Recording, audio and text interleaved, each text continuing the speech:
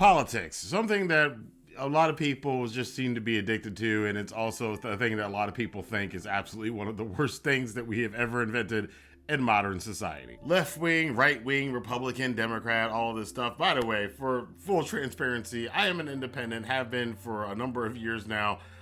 Grew up liberal and have just become independent since then. But this video is not so much about your political leanings or my political leanings or really anybody's political leanings, but whether or not midterm elections, which are coming up this year and could be one of the most contentious midterm election cycles we've had, which is hard to believe considering the last couple decades, but it could be a very hotly contested one. Is the midterm elections going to have an effect on the stock market and the economy? Welcome back to Wrestling with Finance, the YouTube channel for those who have wrestled with finance in the past and look to do better with it in the future. And one of the things about doing better with it in the future is understanding what's going on in the world at large, because that heavily, clearly affects the stock market. Now, as far as the US stock market is concerned, there are often people who think that whether or not Republicans or Democrats are in office, the market does better or worse, or the economy does better or worse. And lots of studies have kind of shown that that's really not the case. In fact, there were studies done that tracked and averaged out all the midterm elections and actually the time before midterm elections and the time afterwards. And what they've shown is that regardless of what party wins or what party's control of the Senate or control of the Congress, typically after a midterm election, the market does see a significant bump. In fact, one of the other things that this kind of coincides with is the Halloween bump, or the October cycle, October through May. And what that means is that typically throughout history or recent history, since they've been tracking this, that the months between October or May are usually where you're going to see most of your gains in the market, and the months between June and September are usually when there's a market slowdown. That's why you had the whole May sell-off thing, and then everybody kind of chills out, or at least the big players supposedly chill out until October and then get back in the market again just in time for the holiday season in the United States. So because of those things, it's kind of hard to say whether or not politics really does play into that, because Halloween is around the time your elections are in the United States. There's like that month window between Halloween and, well, not even a month window, it's a couple weeks,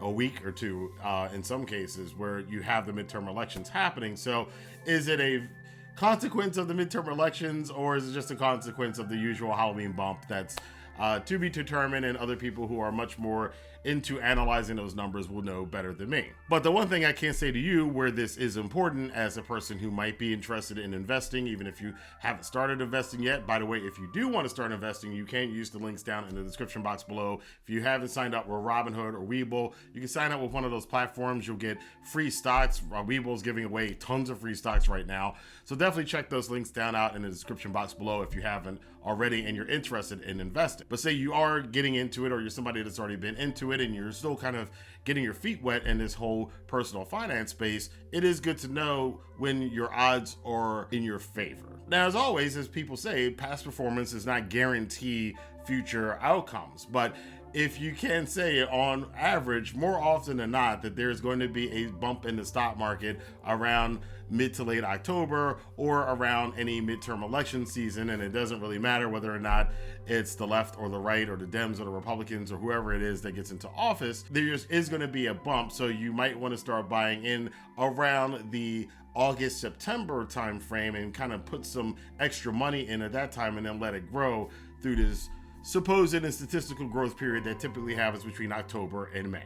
There is one problem with this, though, is that we are in unprecedented times, and I'm sure you've heard people say that all the time, and it is the truth. You know, we still have the fallout and the ongoing issues with the Russia-Ukraine war. People have been predicting China's economy is just, 1 or 2 more days now and it's going to completely collapse, and people have been saying that all year round, although it looks like we are actually getting closer and closer to China's economy collapsing because of the reliance on a fraudulent real estate market. Sounds familiar, doesn't it? And we still have the recession going on in the United States, or at least the people feel that we're still in a recession, even though technically there are a lot of signs that we may have already been in the recession and may be coming out of it. I've mentioned that before. By the time you find out that you were in a recession for the last 6 months, you might already be on your way out of it. And then people just think because, they just announced we were in a recession. How people think about things will affect how people vote, and it also affects how they feel about the economy. So if your sitting president right now is sitting in an economy, and despite whatever